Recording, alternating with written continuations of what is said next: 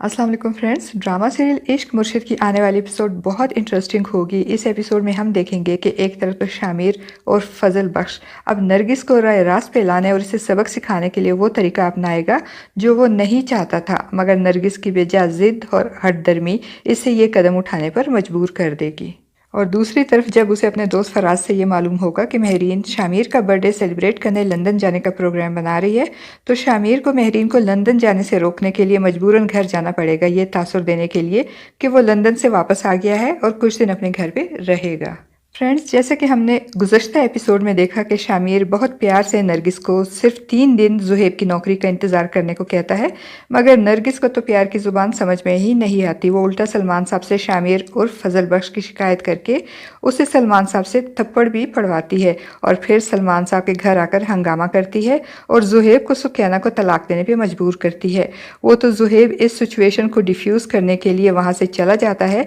क्योंकि अगर वो ना जाता तो नरगिस ने तो ज़ुहैब और सुकैना की तलाक करवा कर ही छोड़नी थी। और फिर नरगिस की बेजा जिद और हठधर्मी की वजह से मजबूरन शामिर के आदमी ज़ुहैब और उसकी अम्मी नरगिस को अगवा करके और इनकी आंखों पर पट्टी बांधकर उन्हें शामिर के फार्म हाउस पर ले जाएंगे। पहले तो नरगिस को लगेगा कि शायद इसके बेटे ज़ुहैब ने किसी लड़की को छेड़ा है, जिसकी वजह से इस लड़की के भाई इनको अगवा करके ले जा रहे हैं। मगर जब शामिर उसे कहेगा कि सुकैना को तलाक देने के इरादे से बाज आ जाओ, क्योंकि उसकी खुशी के लिए मैं किसी को भी बर्बाद कर सकता हूँ, समझ गई आप नरगिस आंटी? वो लफ्ज़ नरगिस आंटी पे जोर देते हुए कहेगा तो नरगिस समझ जाएगी कि ये तो इसी फजल बख्श की आवाज़ है जो उसको प्यार से समझाने आया था और ना समझने की सूरत में उसे दूसरे तरीके से समझाने की धमकी भी देकर गया था। मगर नरगिस अपने इरादों से बाज नहीं आई, इसीलिए आज वो ये दिन देख रही थी। मगर नरगिस भी एक ढीठ औरत होती है, वो इस वक्त भी अपने बेटे ज़ुहैब पे अपना गुस्सा उतारने से बाज नहीं आएगी और इसे मारते हुए कहेगी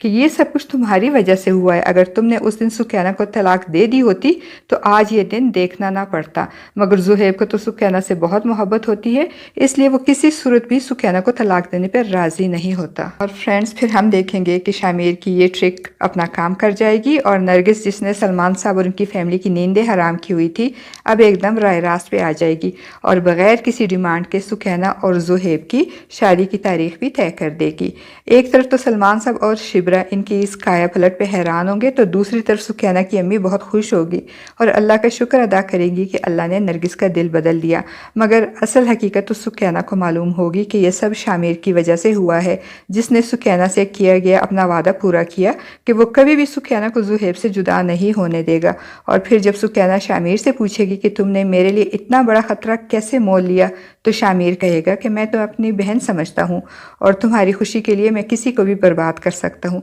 तब सुकैना शामिर के लिए भी दुआ करेगी कि शामिर को भी इसकी मोहब्बत मिल जाए जिसके लिए वो शामिर से फजल बख्श बनकर रह रहा है। और फ्रेंड्स, फिर सुकैना का मसला हल करवाने के बाद शामिर सलमान साहब और उसकी फैमिली को गाँव जाने का बोलकर अपने घर जाएगा, ताकि वहाँ जाकर महरीन को लंदन जाने से रोक सके, जो कि शामिर की मोहब्बत में शामिर से मिलने लंदन जाकर इसकी बर्थडे सेलिब्रेट करने की तैयारियां कर रही होगी। वो अपने घर जाकर इनको ये तासुर देगा कि वो आज ही लंदन से वापस आया है और महरीन शामिर को अपने सामने पाकर बहुत खुश होगी। और शामिर का बाप दाऊद भी शामिर को देखकर बहुत खुश होगा, क्योंकि वो भी शामिर को बहुत मिस कर रहा था। शामिर के बाप को जब ये मालूम होगा कि महरीन शामिर से बहुत मोहब्बत करती है और इससे शादी करना चाहती है, तो शामिर का बाप बहुत खुश होगा और इसकी भी यही ख्वाहिश होगी कि शामिर महरीन से शादी कर ले, क्योंकि महरीन का बाप हारून बेग, जो कि बहुत ज़्यादा सियासी असर रसूख रखता है, और हारून बेग का दामाद बनने के बाद शामिर सिकंदर और दाऊद की सियासी पार्टी का मुस्तकबिल भी महफूज हो जाएगा। और फ्रेंड्स, शामिर और फजल बख्श जब अपना बैग कंधे पे लटका कर